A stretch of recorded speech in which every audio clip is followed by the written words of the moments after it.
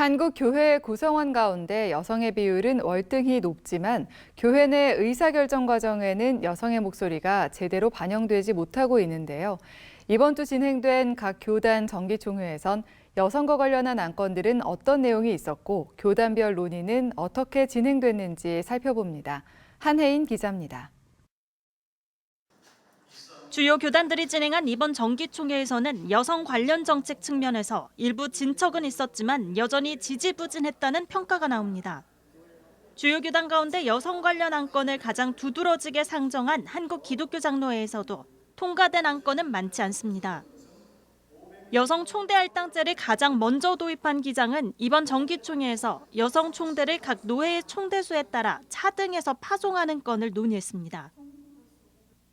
현행 기장 규칙에 따르면 총대가 10명 이상인 노회는 목사와 장로 각 1명 이상의 여성 총대를 파송해야 합니다.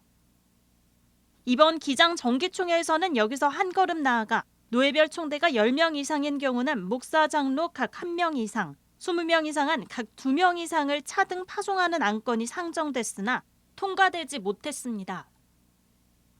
해당 안건은 257명 반대, 117명 찬성표를 얻었는데 반대 입장에서는 여성 목회자가 부족한 노회에서 의무적으로 여성 총대를 할당해야 한다는 것이 부담스럽다는 의견이 나왔습니다.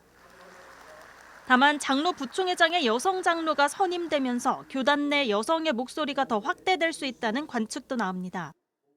여성 부총회장의 강점을 살려서 구성원들 간의 공감과 소통, 그리고 교단 내 돌봄과 화해 역할을 잘 감당하기 위해 최선을 다하겠습니다.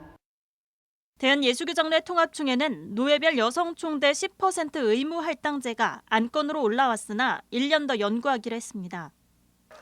교회 안 성차별과 성범죄 근절을 위한 제도적 마련도 여전히 더딘 가운데 기독교 한국침례회는 목회자 성범죄 이력 조회 안건을 통과시켰습니다. 기침은 이번 정기총회에서 총회와 산하기관 모든 임직원은 목회자를 포함해 개인의 성범죄 이력 조회를 요청할 수 있고 성범죄 이력이 있다면 국가 법령에서 정한 취업 제한 규정을 따른다는 내용을 명시했습니다. 범죄에 비해 교단의 대응이 가볍다고 여겨졌던 목회자의 성범죄 처벌을 강화한 겁니다. 한국기독교장로회도 비슷한 안건이 상정됐지만 이번 총회에서 결론을 내지 못했습니다. 기장총회는 담임 목사 청빙과 목사 후보생 신규 선발 시에 성범죄 경력과 아동학대 범죄 전력 조회 동의서 제출을 의무화하는 안건을 상정했으나 1년의 연구 과정을 거쳐 내년 정기총회에서 다시 논의하기로 했습니다.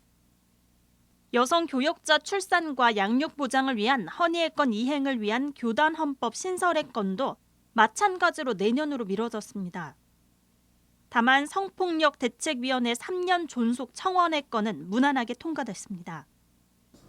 이번 정기총회에서도 여성 관련 정책에 대한 논의와 관심은 여전히 부족한 상황. 여성 의결권 강화와 제도적 보완에 대한 관심이 더 필요해 보입니다. CBS 뉴스 한혜인입니다.